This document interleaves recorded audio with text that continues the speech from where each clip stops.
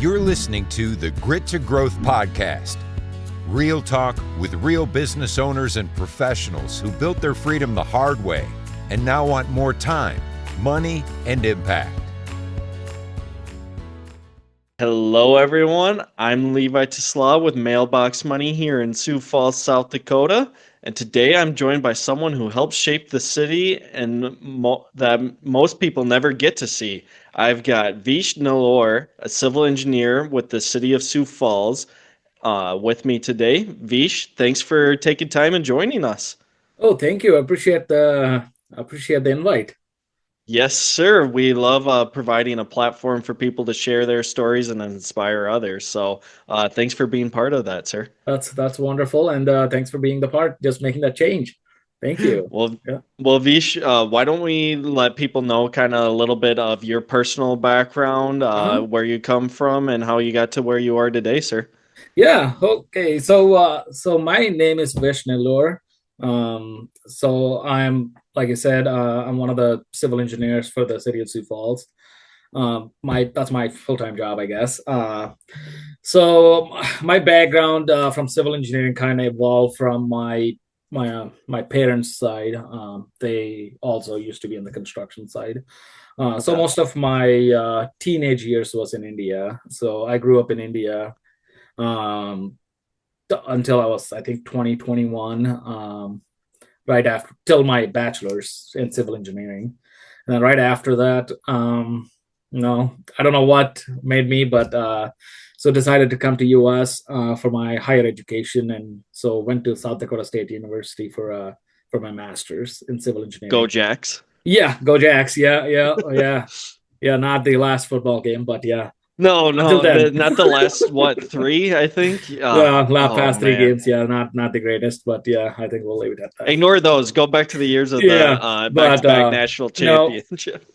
So I went to SDSU for my master's in civil engineering. Got it done. I think I came to US, I guess I gotta backtrack, but in 2015.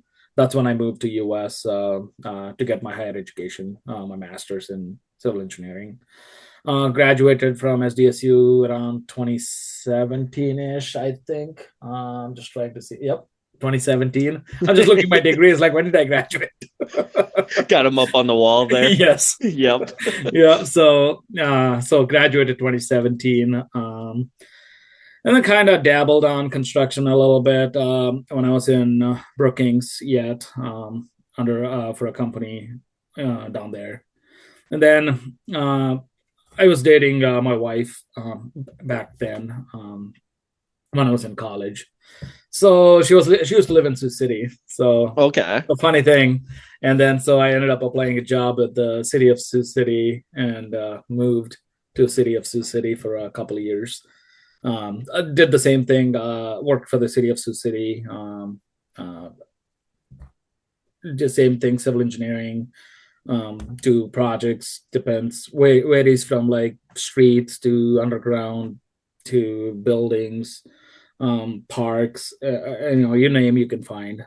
That same goes with the city of Sioux Falls too. That's similarly what we do. Process is different, but pretty typical what we do. Stayed there for a couple of years, and then we kind of missed all the friends that we have back here. So decided to move back to Sioux Falls. So dabbling on the city of Sioux Falls website, I kind of found the job opening in Sioux Falls. I was like, oh, maybe a good time to apply. So I applied, got it. So moved back to Sioux Falls and started working for the city of Sioux Falls about 5 years ago. Still going strong, I guess. So was it right 2020 then? So you moved to Sioux Falls during pandemic times, huh? Right before the pandemic, actually. Okay. So I moved here like February of 2020, right after I joined Sioux Falls. I think the pandemic got evolved and they sent us home for working from home options. Everybody was pretty new for those options at that point, so everybody was trying to figure out on the way how to do these. But it's definitely worked fine for sure. So you were able to still do your job from home and stay. But the only thing we missed was like talking to the coworkers or the contractors and stuff like in person. So it was interesting times, I guess. But definitely, I don't want to go back to that. Yes, I want to go to the office and kind of talk to people, get to know, do things. Definitely. Well, great. Well, I kind of want to take you back to when you were in what. How would you even hear about South Dakota State University? So the funny story was, so when I was applying, most of the colleges were out of deadlines too. So because I got my IELTS, whatever the tests I need to take to apply to these colleges. So I was getting pretty close to the deadlines. So I was looking for like either Cleveland, Ohio, like Cleveland State, because it's one of the big colleges for like transportation. That's what I was interested in. Okay. And then a couple other colleges. So I don't know, somehow one of my friend said like I've heard good things about SDSU if you want to try to look at it. So I looked at it and I was like, okay, it looks pretty good, the program. So applied and I got it. Like I got both Cleveland and no, Cleveland I did get it or didn't get it. I don't remember. But there was two options I could choose from, but I chose SDSU. I didn't know what I was getting into when a guy that grew up most of his life, close to an ocean or a beach from India. So my last name is, ironically, my last name is where I grew up. So if you go to Google Maps and if you type my last name, Nellore is the place I grew up. Okay. So it didn't name after me though. Yeah. No. You could take credit for that later. I guess I'll take it, I guess, if it's free. But no, ironically, that's where I was from. So the coastal summer kind of like, hot temps kind of guy, all of a sudden moving to Midwest. I don't know what I was getting into. Yeah. I was going to say, so you step foot on campus in Brookings, South Dakota, correct. Very not coastal. What's your thoughts then? I was the first week. I mean, I came like August, so decent summer kind of time. So excited, 20-year-old teenager kid, coming to a new place. Also excited about, exploring it. The first couple months, I really enjoyed it. Like, the different type of, the seasons, whatnot. And the fall came in. I was beautiful. Like the first fall, I still remember it. Like, it was fantastic. I was like taking pictures like underneath every tree because it was so new to me. Meanwhile, everyone else there goes, what's coming after these change, right? The snow. Yes. So everybody was warning me about the snow, and then I was, especially up in Brookings, it's kind of windy and cold. But the first winter, I really enjoyed it. Really? I was actually like wearing hoodies and going like in blizzards. Like I was actually enjoying it. I know one of my professor, we're still in touch. Norma, so Norma and Clef, big shout out to them. They kind of took me under their wing and they kind of, looked after me for sure. A teenager doesn't know, they're dumb, You every think teenager, you might know, but yeah. Yeah, my teenage years, I was dumb. Like making all the not the wise choices, but yeah. But definitely they kind of took under their wing. She was telling me one day, it's like, you gotta start wearing these winter coats. If not, you're gonna get cold. I was like, she still kind of says that thing, but yeah. As I was like, wearing hoodies and going in the blizzards, I was like, okay, let's just enjoy it. I have a couple pictures looking back now. I'm like, I don't know how. What was I thinking? Yeah. Now I feel like super cold this weather that we have right now. But I know we're spoiled right now that we're still, in the high 40s, 50s. High 40s, 50s. It seems cold. Yes. So now, thinking back, it looks like, oh, geez, when did I change? Coming to school here, did you already know English then? Yes. Okay, I was gonna say you speak it very well. That's one of the tests we have to take to apply for colleges. So Okay. it's called IELTS or TOEFL. So I took IELTS, which is like International English Language Learning System. Interesting. So that we have to pass that exam before we can even apply. So most of these schools ask for like 6 or 6.5 at least, which is I would say it's a pretty typical standard for most of the Indians that they get 6 or 6.5. 7 and beyond, it's kind of like one of those geniuses. That's not me. But yeah, no, typically 6.5.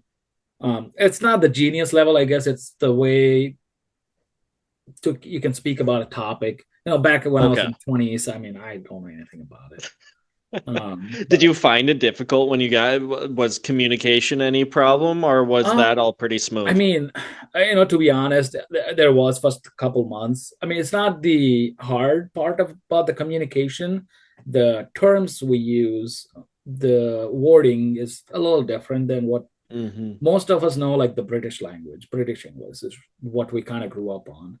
So that's what we've known, like, how to say things.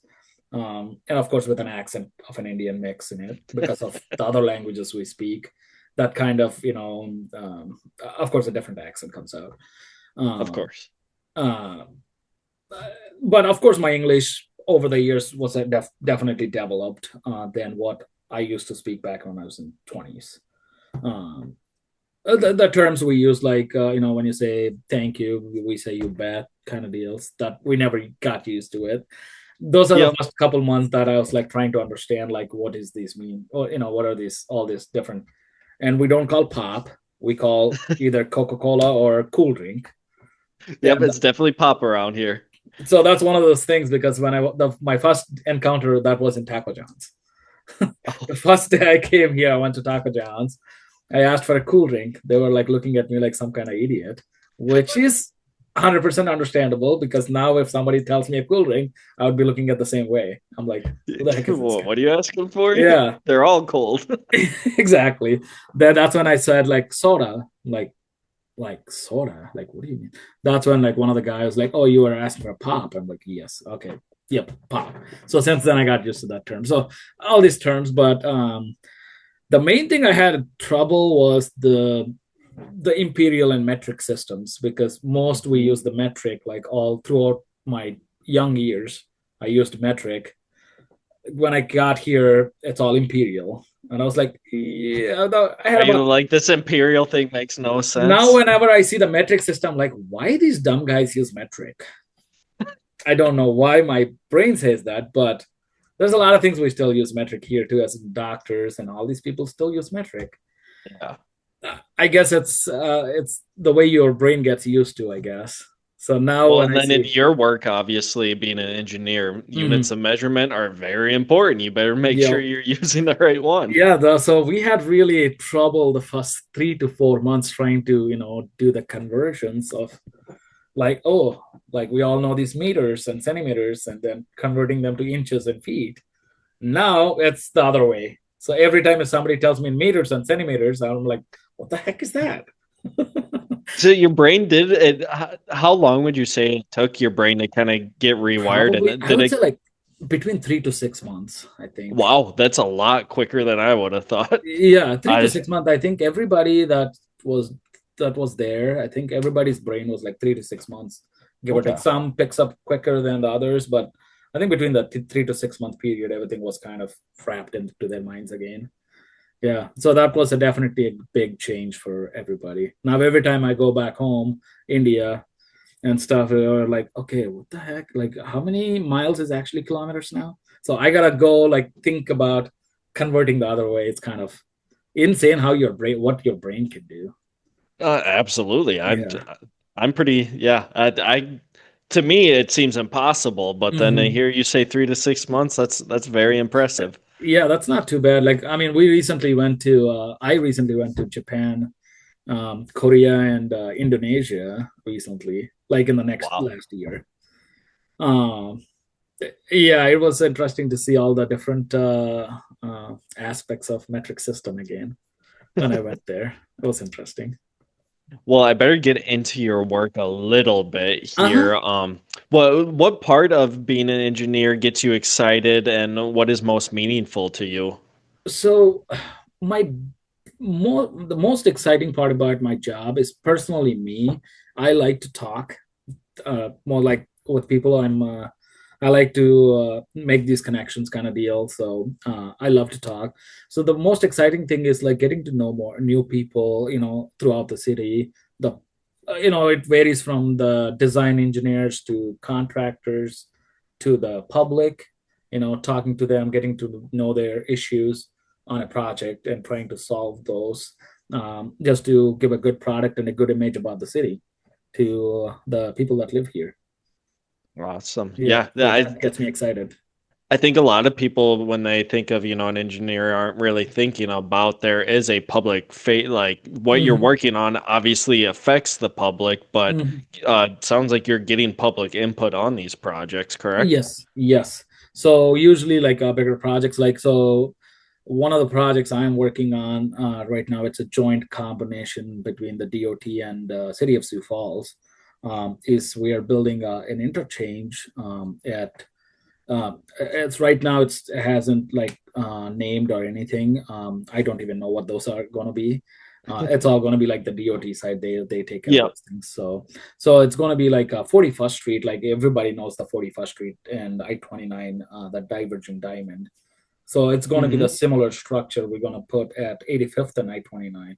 So Okay. currently there's no bridge, nothing right now. It's so if anybody everybody knows city of Sioux Falls, just on the south side, just to the north of T exit, that water tower that we all see from the interstate, that I-29 on the west side. So we're gonna just to the north of that water tower, we're gonna have a big interchange that's gonna look like 41st Street. Look like 41st Street. It's gonna be bigger. Okay. That So makes sense. so this is gonna be way bigger than that. Like it has Yeah. more exits, basically, That'll because be good. it's so close to I, I-29. I think the people living on that side of town are really going to enjoy that. Yes, I mean I've talked to a bunch of public that lives in the west side of Sioux Falls and city of T.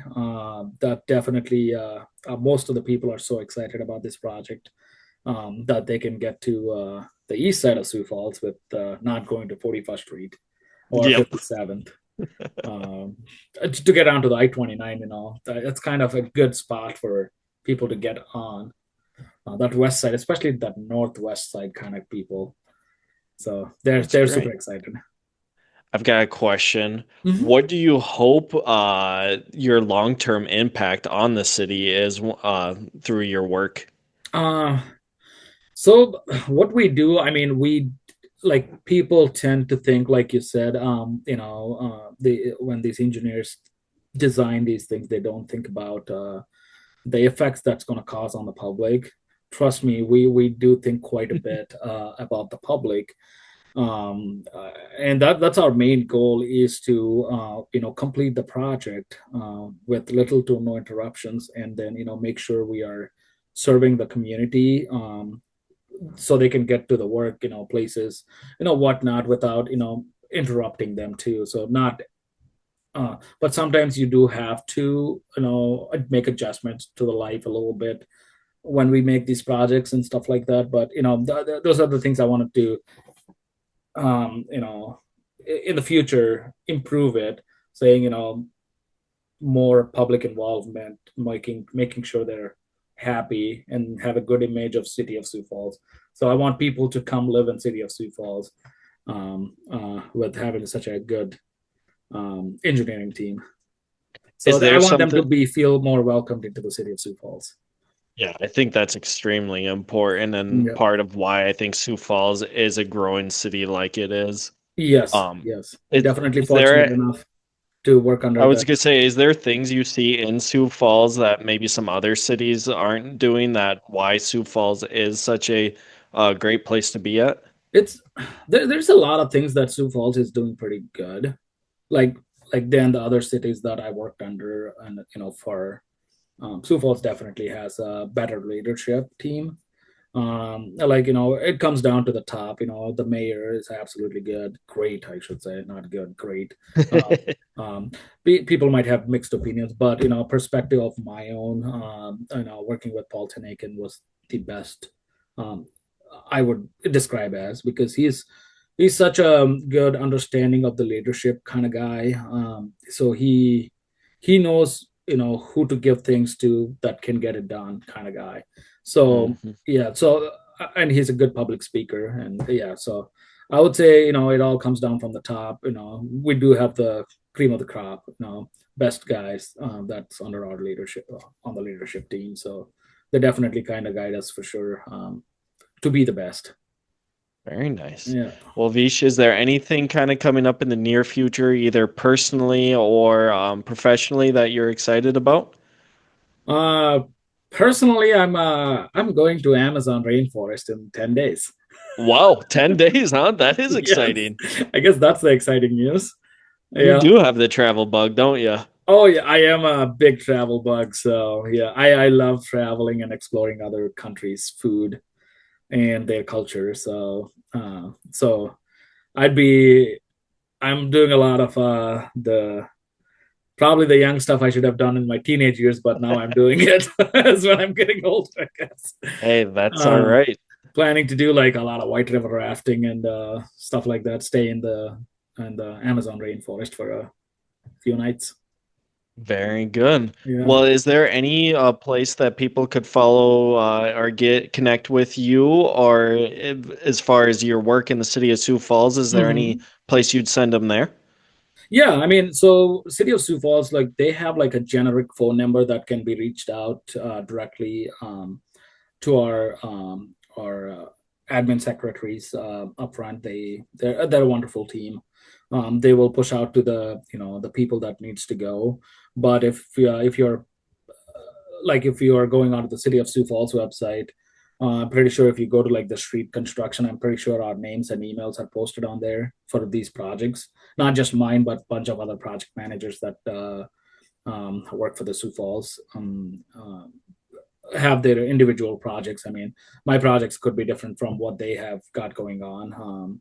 I'm doing a street project. That doesn't mean I only do street. I will get involved in underground buildings, whatnot. Whatever the leadership team kind of tells us, hey, you're a little good at this side of these things, so they'll try to kind of give these kind of projects to these not specialized, I would say, but like a little bit, experience doing these type of projects kind of deal. But they can find out at our street website page saying our contacts and email. If not, they can reach out at our generic phone number for public works. Is that where when you guys are collecting some public feedback or public opinion, is that the place that most people go to? Yes, and it all depends on the project to project. It all changes because sometimes they might. It's most of the time that generic public works number that they can take the feedback to, and then they can pass it down to the PMs, whoever the PM is. If not, we usually have like a public meetings for individual projects, and then the neighborhood is involved, and we send them letters with our contacts when the project starts, kind of telling them, hey, this is what's going on. We try to keep you updated, and this is like the link where you can go sign up, kind of deal. Like you get alerts whenever we make an update, and things like that. There is a couple other options they can find out our information. That's great. Like to reach out. Yeah. Well, Vish, thank you for your time today and a little bit of a peek behind the curtain on what goes on at the City of Sioux Falls. I appreciate it, man. Thank you, and appreciate the invite. Of course, sir. Yeah. Well, we'll see everyone on the next one. Yeah, of course. Know someone with serious grit and a great growth story? Send them our way at grittogrowthpodcast.com/guest.